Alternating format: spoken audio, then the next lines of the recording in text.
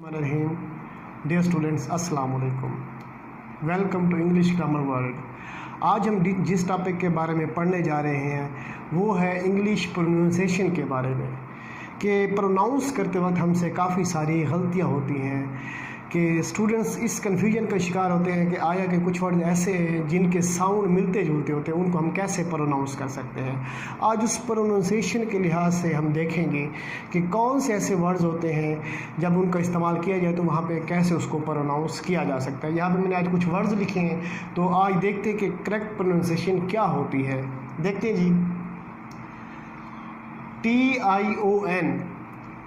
TION, ये दो words मैंने यहाँ पे लिखे हैं, TION। अब ये TION जो किसी वर्ड के लास्ट पे इस्तेमाल होता है तो इसको दो तरीक़ों से हम इस्तेमाल करते हैं, ठीक है। अब इसका साउंड दो किस्म का आता है।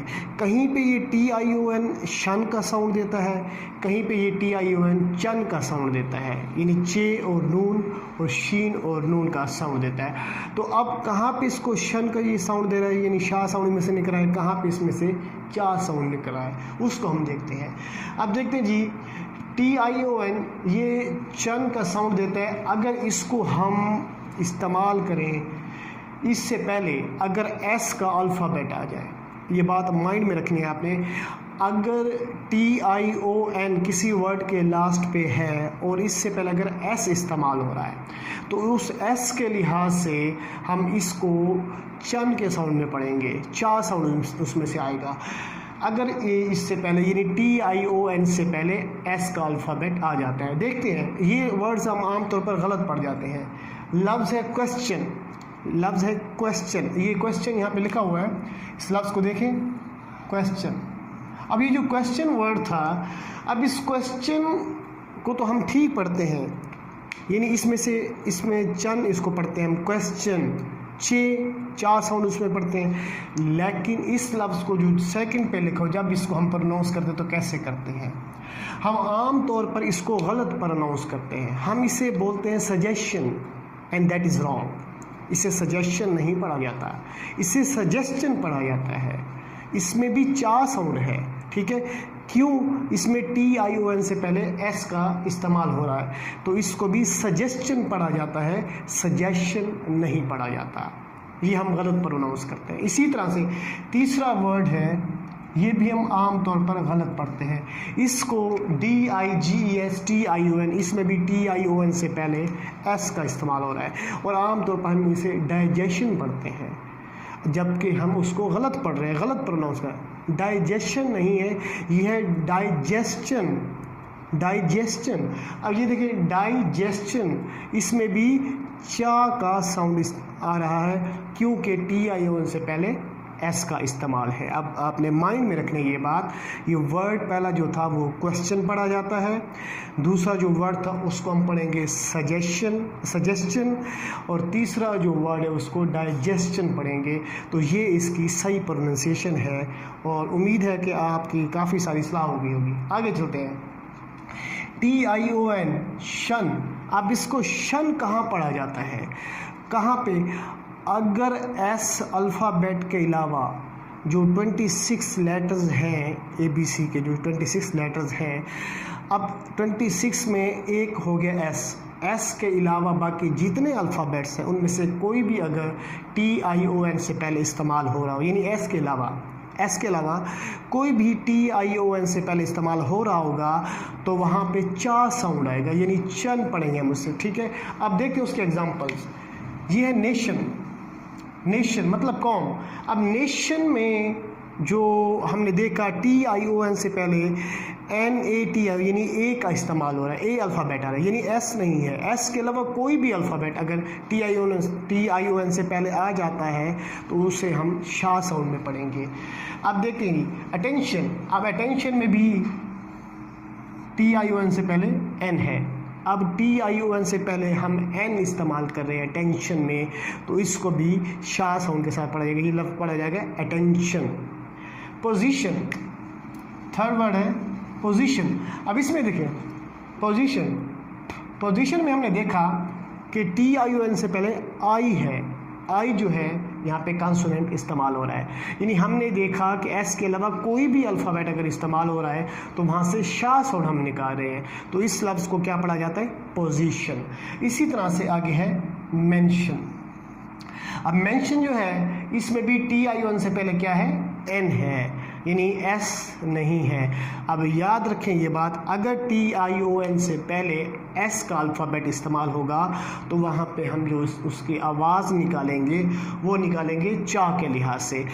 अगर TION से पहले जो है हम S के अलावा कोई भी अल्फ़ाबेट इस्तेमाल कर रहे हैं, कोई भी अल्फ़ाबेट इस्तेमाल हो रहा है, तो वहाँ से हम निकालेंगे उसका शा साउंड, यानी उसे शन पढ़ा जाएगा। तो ये बात आपने माइंड में रखनी है। ये तो होगी TION के लिहाज से। आगे बात हम करते हैं SION के लिहाज से। SION जब किसी वर्ड के लास्ट पे आ जाता है तो इसको भी दो लिहाज से पढ़ा जाता है। अब अगर देखें, अगर SION जो है इसको यन पढ़ा जाता है, कब? जब ये इस्तेमाल हो, इससे पहले इस्तेमाल हो रहे हो क्या? AEIOUR।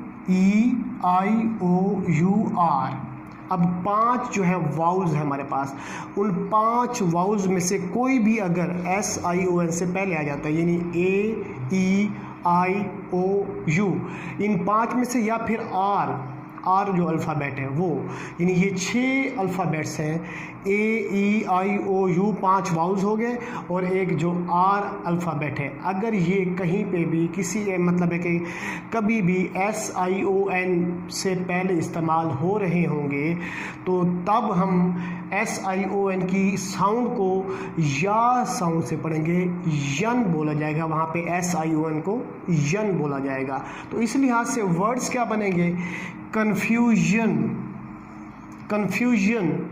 कन्फ्यूजन, ये स्पेसिफिक रूल्स हैं, आपने उनको माइंड में रखना है। कन्फ्यूजन, अब यहाँ पे यन साउंड आ रहा है, किस लिहाज से? क्योंकि कन्फ्यूजन में S से पहले जो है U वाउल इस्तेमाल हुआ है, यानी SION से पहले U वाउल हमारे पास इस्तेमाल हुआ। इसी तरह से डिसीजन है। डिसीजन में भी आखिर पे लास्ट पे SION आ रहा है और SION से पहले हम इस्तेमाल कर रहे हैं वाउल आई। जब वाउल आई आ गया है, हमने देखा है कि हमारे पास 6 अल्फ़ाबेट्स ऐसे हैं जिनमें से 5 वाउल्स और एक आर।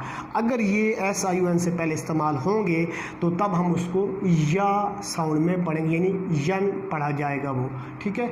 इसी तरह से कंक्लूजन है, तो कंक्लूजन में भी यन से पहले, SION से पहले यू अल्फ़ाबेट इस्तेमाल हो रहा है। अब इस यू अल्फ़ाबेट के वजह से हम इसको क्या पढ़ेंगे? यन पढ़ेंगे, ये बन जाएगा कंक्लूजन। तो ये वर्ड्स क्या बने? कन्फ्यूजन, डिसीजन और कंक्लूजन।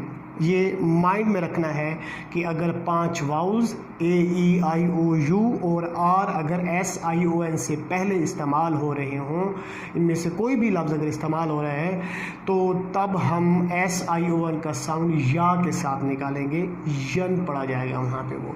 अब उसके बाद आगे चलते हैं SION जो है, अब इसको शन भी पढ़ा जाता है। शन किस वक्त पढ़ेंगे? अगर इन 6 अल्फ़ाबेट्स के अलावा, यानी AEIOU या R, ये 6 अल्फ़ाबेट्स जो मैंने आपको बताए थे अभी, इनके अलावा, इन 6 अल्फ़ाबेट्स के अलावा कोई भी अल्फ़ाबेट अगर SION से पहले इस्तेमाल हो रहा होगा तो वहाँ पे इसको हम क्या पढ़ेंगे? शन के साउंड में, यानी शाह के साउंड में ये लफ्ज़ पढ़ा जाएगा। अब उसको कैसे देखते हैं जी? कोई भी इनमें से, मतलब 6 के अलावा कोई भी इस्तेमाल हो रहा। टेंशन, अब देखिए टेंशन में SION से पहले N इस्तेमाल होता है। टेंशन में SION से पहले N इस्तेमाल होता है, तो इस वजह से N की वजह से हमने उसको शाह साउंड में पढ़ा, टेंशन। इसी तरह से अब देखिए मिशन में भी SION लास्ट पे आ रहा है। अब SION से पहले क्या है? S इस्तेमाल हो रहा है, यानी S इस्तेमाल हो रहा है। तो तब हमने देखा कि ये AEIOU और R इनमें से कोई भी नहीं है, बल्कि S इस्तेमाल हो रहा है। इसको भी हम मिशन शाह के साउंड में पढ़ेंगे। इसी तरह से एडमिशन है हमारे पास। एडमिशन। अब ये जो एडमिशन वर्ड है, एडमिशन में भी हमने देखा कि SION से पहले S इस्तेमाल हो रहा है, तो इसको भी हमने जो है कैसे पढ़ा, हम इसको कहेंगे एडमिशन, यानी ये S इस्तेमाल हुआ, उन 6 अल्फ़ाबेट्स के अलावा ये अल्फ़ाबेट्स इस्तेमाल हुए, इसलिए इनको शा साउंड के साथ हमने पढ़ा है। अब ये तो हो गई TION और SION की बात। अब इस तरह है कि C अल्फ़ाबेट्स हम C अल्फ़ाबेट इस्तेमाल करते हैं कई वर्ड्स में, और कहीं पे वो C अल्फ़ाबेट सा का साउंड देता है, कहीं पे का साउंड देता है, यानी कहीं पे वो सीन की आवाज़ निकलती है, कहीं पे काफ की आवाज़ निकलती है। तो स्टूडेंट कन्फ्यूजन का शिकार है कि आया हम उसको कैसे पढ़ें, हमें कैसे पता चलेगा। तो उसका एक आसान सा तरीका मैं आपको बता रहा हूँ। उसका आसान सा तरीका क्या है? उसका आसान सा तरीका ये है कि अगर C के बाद 3 अल्फ़ाबेट्स हैं, इनमें से कोई भी अल्फ़ाबेट आ जाते हैं, अगर C के बाद आपके पास E हो, I हो या Y हो, C के बाद याद रखें, C के बाद अगर E हो, I हो या Y हो C के बाद, तो तब उसमें से सा साउंड आएगा, यानी सीन की आवाज़ निकलेगी। अब देखें, जैसे हम कहते हैं सेंचुरी, सदी, अब सेंचुरी में C के बाद E अल्फ़ाबेट इस्तेमाल हो रहा है, तो इसमें से सा का साउंड यानी सीन की आवाज़ निकली है उसमें से, सेंचुरी। अब उसके बाद I की बात करते हैं, अगर C के बाद I हो, I अल्फ़ाबेट हो, अब क्या है, सिटी, उसमें भी सा का साउंड आया है, सिटी। इसी तरह से अगर C के बाद Y हो, C के बाद Y का अल्फ़ाबेट हो, तब भी सीन की आवाज़ आएगी। अब कैसे, साइकिल में से भी सीन की आवाज़ आ रही है, यानी सा साउंड यानी सीन की आवाज़ उस वक्त आएगी अगर ये 3 अल्फ़ाबेट हो, E, I और Y। C के बाद अगर E, I या Y में से कोई भी अल्फ़ाबेट इस्तेमाल अगर हो रहा होगा तो वहाँ पे सीन की आवाज़ आएगी, और इन 3 अल्फ़ाबेट्स के अलावा कोई भी अल्फ़ाबेट अगर हम C के बाद इस्तेमाल करेंगे तो तब उसके साथ हम उसमें से काफ का साउंड यानी का साउंड उसमें से आएगा। देख लें, काफ़ी सारे ऐसे वर्ड्स हैं, मतलब कैट है, कैट बिल्ली, अब C के बाद A आया है, ठीक है। E, I और Y के अलावा कोई भी अल्फ़ाबेट है, कैट, कार। इसी तरह से बहुत से ऐसे वर्ड्स हैं, जैसे हम कहते हैं क्यूट, इसमें U इस्तेमाल हो रहा है, ठीक है। यानी कोई भी अल्फ़ाबेट E, I और Y के अलावा अगर C के बाद E, I और Y के अलावा कोई भी अल्फ़ाबेट अगर C के बाद आ रहा है तो वहाँ पे हम का साउंड यानी काफ की आवाज़ निकालेंगे। डियर स्टूडेंट्स, उम्मीद है कि आपको ये स्पेलिंग मतलब है कि जो मतलब प्रोनाउंसिएशन वर्ड्स हैं, इनको कैसे प्रोनाउंस किया जाता है वर्ड्स को, आपको समझ आ गया होगा। अगर कोई भी कन्फ्यूजन हो तो आप कमेंट करके पूछ सकते हैं। तो उसके अलावा अगर कोई भी क्वेश्चन हो आप मज़ीद पूछ सकते हैं मुझसे, और इंशाल्लाह नेक्स्ट वीडियो में कुछ नई बातों के साथ, कुछ नई प्रोनाउंसिएशन के साथ हाज़िर होंगे। अल्लाह हाफ़िज़।